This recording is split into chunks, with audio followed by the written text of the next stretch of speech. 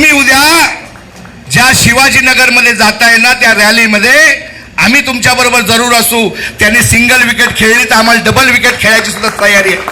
चला होऊन द्या डबल विकेट. कारण माननीय राजसाहेबांचा आदेश चालतो. माननीय राजसाहेबांचा आदेश चालेल तर दुसऱ्या बाजूला कोणाचा फतवा असेल तर त्या फतव्याला चारी मुंड्या चीट करून तो आदेश त्या ठिकाणी शिरसंवाद मानून तुमचा विजय या ठिकाणी निश्चित करू. फक्त हे करत असताना कोणी रेकॉर्ड करू नये. नेत्यांच्या समोर हात जोडून पाया पडून सांगेन, मिरजी आमची फक्त अपेक्षाच एक आहे. एखाद्या कार्यकर्त्याने 4 पत्रकं जास्त वाटली, एखाद्या बिल्डिंग मध्ये जास्त चढला तर त्याच्या पाठीवर कौतुकाची तुम्ही थाप ठोकावी एवढी आमची माफक अपेक्षा आहे. आम्ही काम करतात चुकत असेल तर आमचे नेते मंडळी आम्हाला जरूर सांगतात. 18 वर्ष त्यांनी आम्हाला घडवलंय. पण तुम्ही आज या ठिकाणी गणपतीच्या मंदिरामध्ये आहेत. तुम्ही गणपती जरूर व्हा. कारण आम्हाला माहिती आहे गणपती आणणाऱ्याचे सुद्धा पाय पूजले जातात. आम्ही त्यावेळेला गणपती आणणारे बनणार आहोत.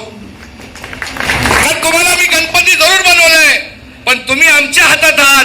त्यामुळे घरामध्ये गेल्या गेल्या गणपतीची पण पूजा होते आणि आणणाऱ्याची पण पूजा होते. आम्ही आणणारे जरूर बनू.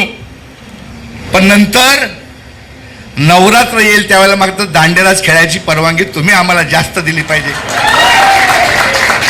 एवढीच या ठिकाणी विनंती करीन. आपला जास्त वेळ नाही घेणार नाही. कारण नेत्यांसमोर जास्त बोलायचं म्हणजे सूर्यासमोर मेणबत्ती धरल्यासारखं होईल.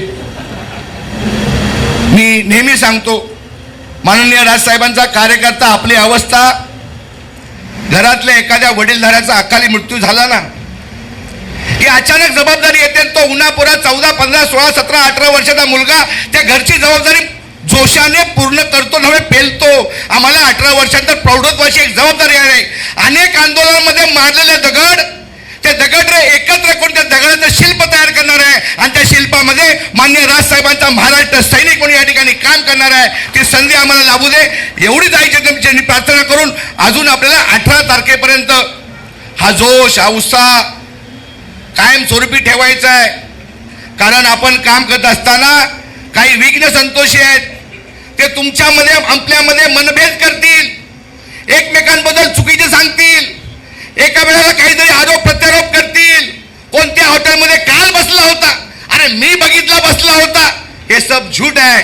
आणि मग तुम्ही सांगितले ना वेळ कुठे जाते, अपना टाइम आएगा नाही, अपना टाइम कायमचाच राहील आणि राजसाहेबांवर आपण कायमचे राहू एवढं या ठिकाणी सांगतो आणि तूर्त थांबतो. धन्यवाद. जय हिंद, जय महाराष्ट्र.